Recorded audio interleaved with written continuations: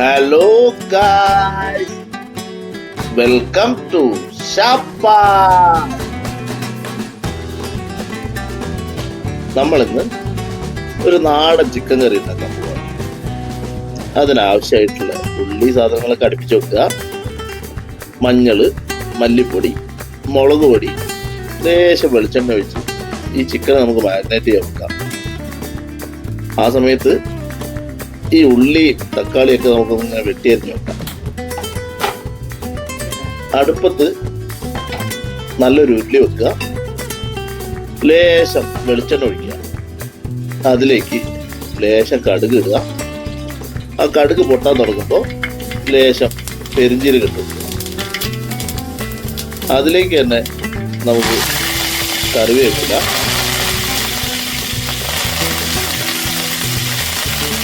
നമ്മൾ ചതച്ച് വെച്ചിട്ടുള്ള ഇഞ്ചി, വെളുത്തുള്ളി,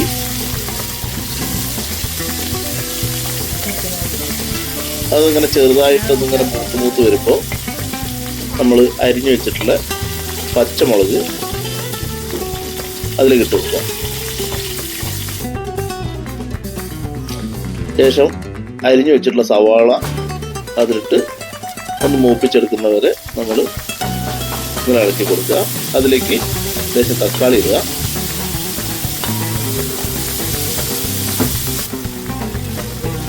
നമ്മൾ നേരത്തെ മാരിനേറ്റ് ആവാനായിട്ട് മാറ്റി വെച്ചിട്ടുള്ള ചിക്കൻ നമ്മൾ ഇതിലേക്ക് ചേർക്കാനുള്ള ഒരു സമയമായിട്ടുണ്ട്.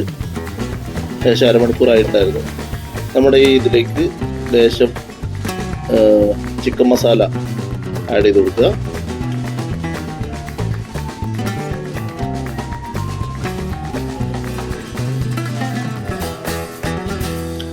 നന്നായിട്ട് ഇളക്കി കൊടുക്കുക.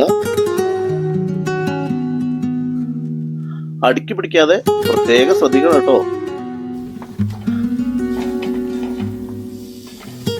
ആ മാറ്റി വെച്ച ചിക്കൻ നമ്മൾ ഇതിലേക്ക് മിക്സ് ചെയ്ത് കൊടുക്കുകയാണ്.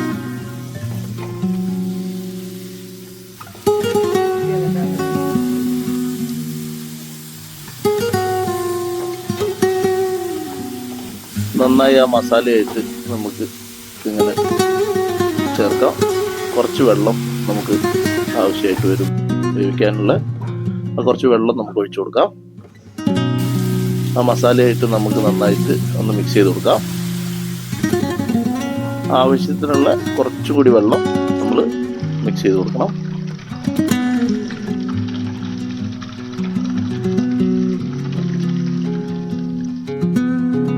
അതിലേക്ക് ആവശ്യത്തിനുള്ള ഉപ്പ്, അങ്ങനെ എല്ലാം മിക്സ് ചെയ്ത് നമ്മുടെ ഏകദേശം പണികൾ കഴിഞ്ഞിട്ടുണ്ട്. അപ്പം കുറച്ച് മല്ലിച്ചപ്പ് നമ്മൾ അത് നിങ്ങളുടെ ഇഷ്ടത്തിനനുസരിച്ചിട്ട് ഇട്ട് കൊടുക്കാം. ഇത് സർവ്വസുഗന്ധി എന്ന് പറയുന്ന ചെടിയുടെ ഇലയാണ്. ഇറച്ചിക്കൊക്കെ ടേസ്റ്റ് വരാനുള്ളൊരു ഇലയാണ്. അപ്പം നമ്മുടെ ചിക്കൻ കറിയുടെ ഓൾമോസ്റ്റ് പണി കഴിഞ്ഞിട്ടുണ്ട്. അപ്പം നമ്മളിങ്ങനെ മൂടി വെച്ച് സിമ്മിലിട്ട് വേവുന്നത് വരെ നന്നായിട്ട് അങ്ങനെ വേവുന്നവരെ കാത്തിരിക്കുക. നമ്മുടെ ചിക്കൻ ഏകദേശം വെന്ത് കഴിഞ്ഞിട്ടുണ്ട്. അപ്പോൾ വല്ലാതെ ഇളക്കാൻ നിൽക്കണ്ട, ഇളക്കി പൊടിഞ്ഞു പോവും. നമുക്ക് ഇനി ആവശ്യമുണ്ടെങ്കിൽ കുറച്ചുകൂടിയൊക്കെ മല്ലിച്ചപ്പ് ഇടാം. ഇഷ്ടമുള്ള ആളുകൾക്ക് അവരുടെ ഇഷ്ടത്തിനനുസരിച്ചിട്ടിടാം. ഞങ്ങൾ ഈ കറിയിലേക്ക് ലേശം തേങ്ങ അരച്ച് ചേർക്കാൻ പോവുകയാണ്. തേങ്ങ ഇഷ്ടമില്ലാത്ത ആളുകൾ അല്ലാത്ത രീതിയിൽ തന്നെ മുളക് ഇട്ട കറിയായിട്ട് ഉപയോഗിക്കാം. നമ്മൾ കുട്ടികളൊക്കെ കൂടുതൽ കഴിക്കേണ്ടത് കൊണ്ട് നമ്മൾ കുറച്ച് തേങ്ങ അരച്ച് ചേർക്കുകയാണ്.